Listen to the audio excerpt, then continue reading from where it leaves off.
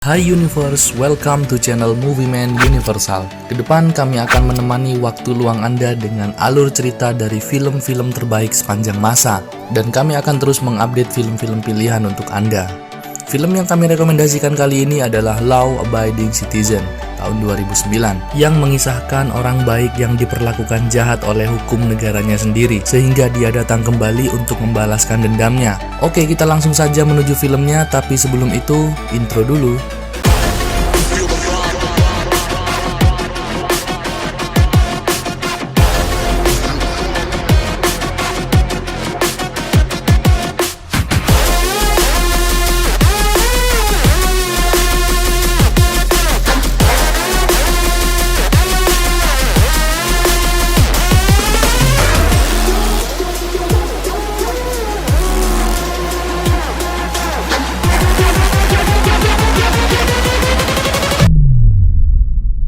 Cerita ini dimulai dari seorang ayah yang berprofesi sebagai insinyur dan beliau bernama Clyde Shelton. Beliau sedang ngobrol dengan putri tercintanya. Nampak sang putri sedang membuatkan gelang untuk sang bunda.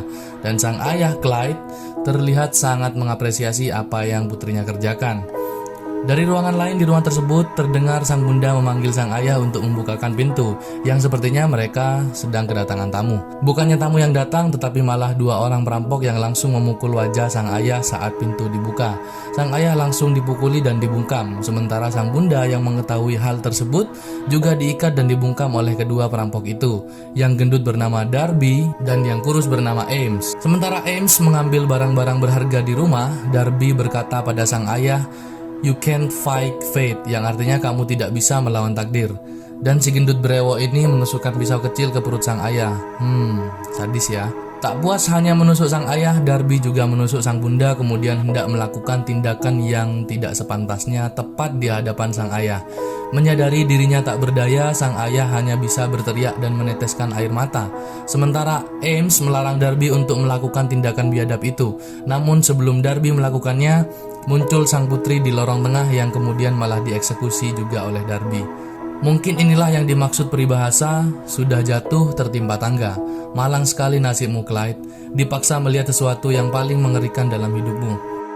Beberapa pekan setelah kejadian keji tersebut, sang ayah Clyde menemui seorang jaksa penuntut umum yang sedang naik daun yang bernama Nick Rice. Panggil saja Nick. Clyde mengalami depresi, sangat berharap kedua pelaku dihukum mati. Namun dalam pertemuan tersebut, Nick berkata bahwa Darby telah setuju untuk bersaksi melawan Ames. Alhasil Ames akan dihukum mati. Namun pelaku utama Darby hanya akan dijerat dengan pasal pembunuhan tingkat 3, yang artinya masa hukumannya maksimal 5 tahun. Kita semua tahu ya bahwa Darby adalah pelaku utamanya, sedangkan Ames hanya membantu Darby. Dari sini kita tahu bahwa hukum tidak adil karena Ames hanya mengambil barang-barang sedangkan Darby telah melakukan aksi kekerasan dan juga pembunuhan. Clyde yang tidak percaya atas apa yang baru saja dia dengar memohon kepada Nick agar Darby juga dihukum mati karena dia adalah pelaku utamanya. Namun Nick malah bilang, "Kamu saat itu sedang pingsan. Bagaimana kesaksianmu bisa diterima? Kau hanya akan membuatku hancur oleh pengacara Darby." Nick juga berkata bahwa kita akan kalah di pengadilan jika kau bersaksi seperti itu. Kau hanya akan menghabiskan uang dan waktu dan ujung-ujungnya mereka malah dibebaskan. Clyde yang emosi memaksa Nick untuk menghukum Darby, namun tetap saja Nick tidak mau merubah langkahnya. Di sini Nick melakukan kesepakatan bersama Darby karena Nick kesulitan menemukan bukti-bukti yang kuat dalam kasus ini. Scene masuk ke dalam kantor pengadilan. Hakim menyetujui permohonan Nick. Ames akan dihukum mati, sedangkan Darby hanya akan dijatuhi hukuman maksimal 5 tahun penjara. Kita belum tahu hukumannya berapa. Darby yang sedang duduk berkata pada Nick, "Kamu gak bisa melawan takdir kan?" Kemudian di luar gedung pengadilan banyak wartawan yang sedang menunggu Nick untuk memberikan kejelasan berita. Saat itu Clyde sungguh tidak percaya. Dari kejauhan Clyde melihat Darby yang sedang berterima kasih kepada Nick karena telah bersedia membuat kesepakatan dengannya. Clyde benar-benar geram. Dia merasa dikhianati oleh Nick dan sistem hukum. Bagi Clyde, tidak ada yang lebih penting dari membalaskan dendam untuk keluarganya. Clyde kemudian pergi begitu saja. Waktu sudah larut malam, Nick pulang ke rumah dan berbicara pada putrinya yang masih di dalam kandungan. Waktu berjalan sangat singkat, 10 tahun berlalu dan kini putrinya telah tumbuh besar. Mereka sangat bahagia. Scene berpindah pada hari di mana Ames akan dieksekusi mati. Nick mengajak seorang rekannya yaitu Sarah untuk hadir pada proses eksekusi Ames. Menjelang eksekusinya, Ames berkata, "Demi Tuhan aku tidak membunuh ibu dan anak itu." Mendengar ucapan Ames, Nick terlihat memalingkan wajah seolah dia telah mengorbankan orang yang salah hanya demi karirnya sendiri. Kemudian Ames berkata lagi, "Orang tidak bersalah akan mati hari ini." Proses eksekusi sudah dilakukan. Ames disuntikkan cairan khusus agar tidak merasakan sakit sama sekali. Namun kejadiannya berbeda. Ames mengerang kesakitan, dia merasakan sakit yang amat dahsyat menjelang ajalnya. Sarah yang baru pertama kali menyaksikan eksekusi mati dalam karirnya terpaksa harus melihat kejadian mengerikan tersebut. Kejadian tak terduga itu kemudian diselidiki oleh detektif, kepala penjara, dan rekan kerja Nick yang lain. Sesuatu ditemukan di TKP oleh tim forensik, sebuah wadah cairan kimia yang bertuliskan "You can't fight fate". Nick yang pada saat itu geram langsung teringat bahwa Darby lah yang mengatakan hal itu. Ternyata Darby hanya dihukum 3 tahun. Dia sedang berada di tempat tinggalnya sekarang, nonton berita eksekusi Ames. Tiba-tiba saja Darby mendapatkan panggilan telepon dari seorang tak dikenal. Dia memberitahu Darby kalau rumahnya sedang dikepung oleh polisi. Darby yang kaget seketika kabur lewat atap dengan membawa pistol. Dia diberitahu oleh si penelpon misterius itu untuk masuk ke mobil polisi yang sedang diparkir agar bisa kabur tanpa diketahui polisi yang lain tentunya. Di dalam mobil itu masih ada polisi, namun sudah dilumpuhkan oleh penelpon misterius tersebut. Sontak Darby langsung mengambil pistol polisi itu dan menyuruhnya mengemudi.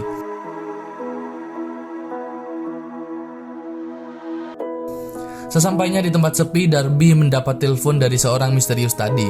Darby senang, namun ternyata polisi yang bersamanya sekarang adalah Clyde. Dialah yang merencanakan semua ini.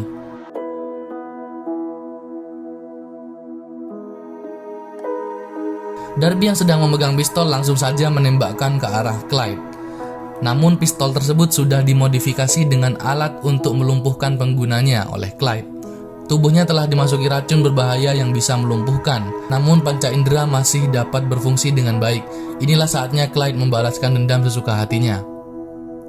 Clyde membawa Darby ke gudang tua miliknya. Disinilah Darby dieksekusi menjadi beberapa bagian secara hidup-hidup.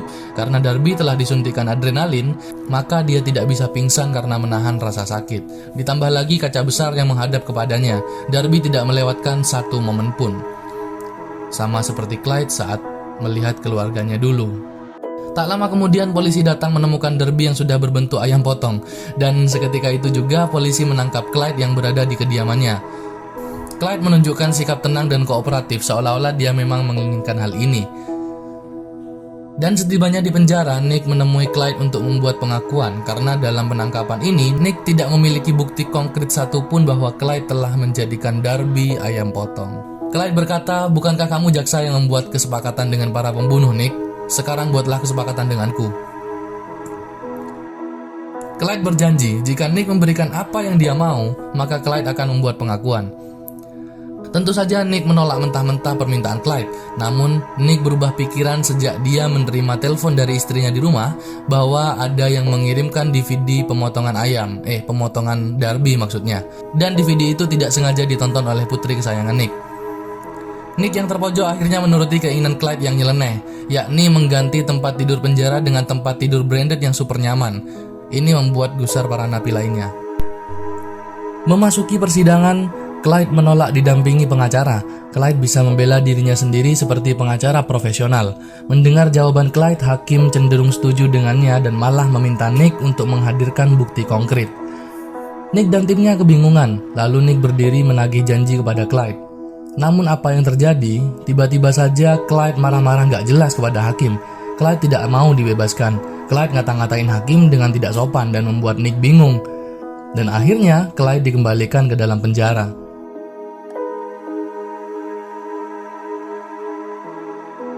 Selanjutnya, Nick kembali menemui Clyde dan meminta pengakuan terhadap video dari pemotongan Darby. Namun Clyde malah membuat kesepakatan lagi. Dia meminta makan siang steak yang berukuran besar dengan tingkat kematangan medium, kentang goreng, saus mentega, dan asparagus. Tak tanggung-tanggung, Clyde malah minta iPod juga. Ada-ada aja nih Clyde. Ya Nick nggak mau lah, enak aja. Emangnya restoran.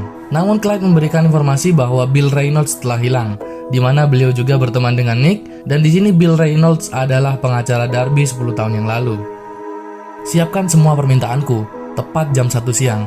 Jika tidak, maka Bill Reynolds akan meninggoy, ucap Clyde. Setelah cek dan dicek, ternyata memang benar Bill Reynolds, sang pengacara Darby, sudah hilang 3 hari belum pulang ke rumahnya. Akhirnya Nick menuruti keinginan Clyde demi menukar informasi tempat disembunyikannya Bill Reynolds. Hidangan lezat sudah didapat beserta iPodnya, namun jam sudah menunjukkan pukul 1:08. Clyde memberitahukan lokasi Bill Reynolds. Nick dan timnya segera bergegas ke lokasi tersebut. Sesampainya di lokasi, Bill sudah dalam keadaan tidak bernyawa. Tangki oksigen diatur untuk berhenti bekerja pada 15 menit. Nick menyesal, seandainya dia memberi makan Clyde tepat waktu, maka Bill pasti selamat. Tapi apa daya, nasi sudah menjadi bubur. Bubur diberi topping, diberi kuah, ayam suwir, maka jadilah bubur ayam. Di penjara, Clyde sedang menyantap hidangan bersama rekan selnya. Namun tak disangka, Clyde malah menusuk leher rekannya sehingga rekannya meninggoy juga. Karena perbuatannya itu, Clyde dipindahkan ke dalam sel pengasingan bawah tanah. Di sini lebih gelap dan sunyi. Jonas, rekan kerja Nick, menemukan seorang informan yang dapat dipercaya. Informan ini dulunya adalah rekan kerja Clyde. Informan ini mengatakan Clyde adalah yang terbaik. Di saat kami tidak menemukan cara untuk membunuh orang, dia bisa melakukannya. Semua tindakan Clyde memiliki makna dan tujuan. Dia membunuh teman satu selnya juga memiliki tujuan. Dia ingin dipenjara, itu juga tujuannya dia. Clyde ahli siasat alami, bisa membunuh orang tanpa harus berhadapan dengan korbannya. Jika Clyde mau, kalian berdua sudah pasti meninggoy juga. Nick bertanya, bagaimana kami bisa menghentikan Clyde? Informan menjawab, masuk ke dalam selnya, tembak kepalanya, selesai. Selain cara itu, kalian tidak bisa menghentikan Clyde. Nick dan Jonas menemui Hakim Laura. Mereka berdua ingin sang hakim melanggar hak kewarganegaraan Clyde, karena Clyde adalah seorang yang berbahaya. Hakim Laura setuju, dia berkata, inilah enaknya jadi hakim, bisa melakukan apa saja yang aku mau. Sesaat setelah mengatakan hal itu, telepon berdering. Hakim Laura mengangkat telepon itu dan seketika telepon itu meledak di telinganya. Dan hal ini membuatnya terbunuh di hadapan Nick dan Jonas. Mereka berdua menyaksikan kejadian mengerikan itu dan semakin was-was saja kalau Clyde akan memburu mereka, terutama Jonas. Detektif menemukan alat peledak di dalam telepon milik hakim. Saat Nick kembali menemui Clyde, Clyde berkata, aku bisa saja menghabisi keluargamu kapanpun aku mau. Aku tahu betul keseharian mereka, tapi aku akan memberimu kesempatan terakhir, Nick. Nick pun mau mendengarkan ucapan Clyde. Ternyata Clyde meminta untuk dibebaskan dari segala tuduhan terhadapnya sebelum jam 6 pagi, atau Clyde akan menghabisi semua rekan kerja Nick. Clyde pun dikembalikan ke dalam selnya dengan penjagaan super ketat. Nick dan rekan kerjanya was-was dan tidak henti-hentinya melihat jam. Sampai pada akhirnya jam pun menunjukkan pukul 6 pagi dan tidak terjadi sesuatu pada mereka. Nick berkata, dia bukan Tuhan, pulanglah dan beristirahat. Kita akan memulai awal yang baru. Clyde terlihat kecewa permohonannya tidak dikabulkan. Saat rekan kerja Nick sampai di parkiran, satu persatu mobil mereka meledak, termasuk mobil yang dikendarai si cantik Sarah. Di sini Nick sangat marah terhadap Clyde. Detektif dan polisi menemukan pemancar radio yang dipasang di luar gedung agar tidak terdeteksi, dan semua mobil telah dipasang bom di tangki bahan bakar sehingga lolos dari pemeriksaan keamanan. Anehnya, hanya mobil Nick lah yang bersih. Nick dan Jonas mendatangi ibu wali kota, dan ibu wali kota pun tidak habis pikir. Dia di dalam penjara, tapi masih bisa mencelakai orang. Kalian pasti telah membuatnya marah. Nick dan Jonas hanya terdiam. Ibu wali kota memberikan amanat untuk segera membereskan kasus ini kepada mereka berdua. Nick khawatir Clyde akan mencelakai keluarganya. Maka dari itu, istri dan putri Nick diminta untuk pindah sementara waktu, dan mereka berdua didampingi polisi. Selanjutnya, Jonas dan Nick menghadiri acara pemakaman Sarah. Saat hendak pulang, tiba-tiba semua mobil berhenti karena sistem kelistrikannya mati. Ini diakibatkan oleh serangan EMP oleh orang misterius dari kejauhan. Hanya mobil Jonas yang masih tetap normal. Orang misterius ini sengaja membiarkan mobil Jonas karena Jonas adalah targetnya. Dia mengendalikan robot senjata api yang siap membombardir mobil yang dinaiki Jonas. Saat mobil Jonas hendak menjauh, robot ini pun langsung membombardir habis mobil Jonas, dan sebagai finishing, orang misterius ini meluncurkan roket untuk meledakkan mobil Jonas. Ngerikan sekali ya. Nick yang bersedih kembali ke kantor ibu wali kota untuk curhat, tapi nggak sambil nangis sih. Nick ingin mengundurkan diri karena dia merasa tidak mampu menghentikan kasus ini. Namun, ibu wali kota malah mengangkatnya sebagai jaksa wilayah. Nick disumpah malam itu untuk membela konstitusi Amerika Serikat. Dan kita masuk ke bagian akhir film ini. Mommy wali kota mengumumkan bahwa kota akan di lockdown. Bukan karena COVID ya, tapi karena ada seorang penjahat yang berbahaya.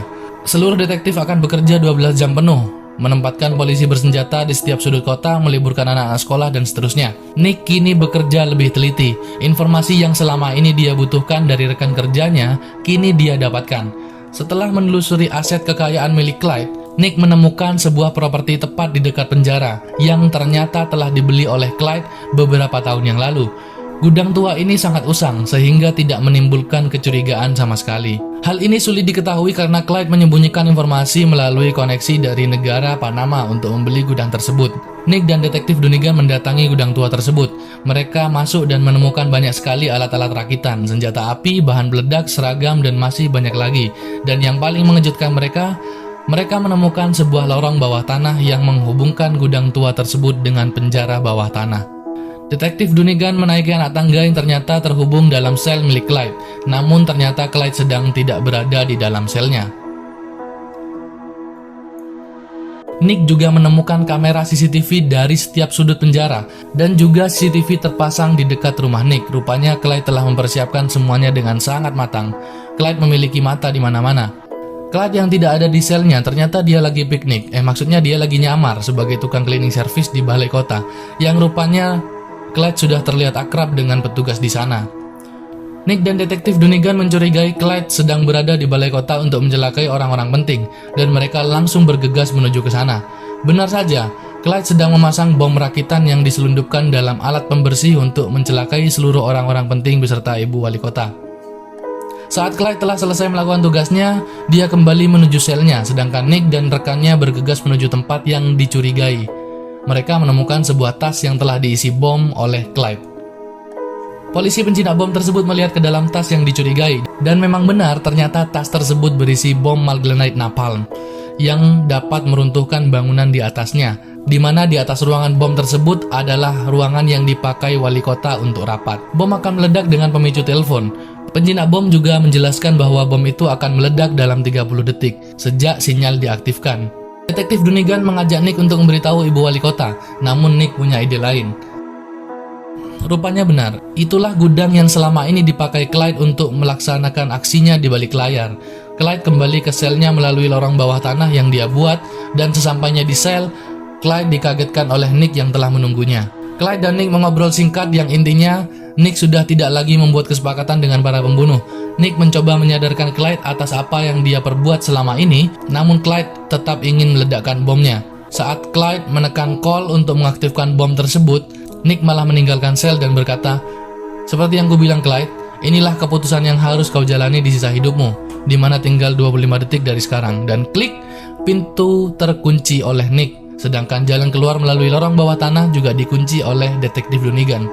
Menyadari kedua pintu terkunci, Clyde memeriksa di bawah kasurnya. Ternyata terdapat bom yang telah dibawa oleh Nick sebelum Clyde tiba. Tas itu juga diborgol sehingga tidak bisa dibuka oleh Clyde. Nick dan detektif Dunnigan melarikan diri secepat mungkin, sementara Clyde hanya bisa pasrah dan menatap gelang buatan putri tercintanya. Dan inilah akhir cerita film ini. Clyde akhirnya terbunuh oleh bom yang dibuatnya sendiri. Terima kasih sudah menonton, semoga sehat dan bahagia selalu.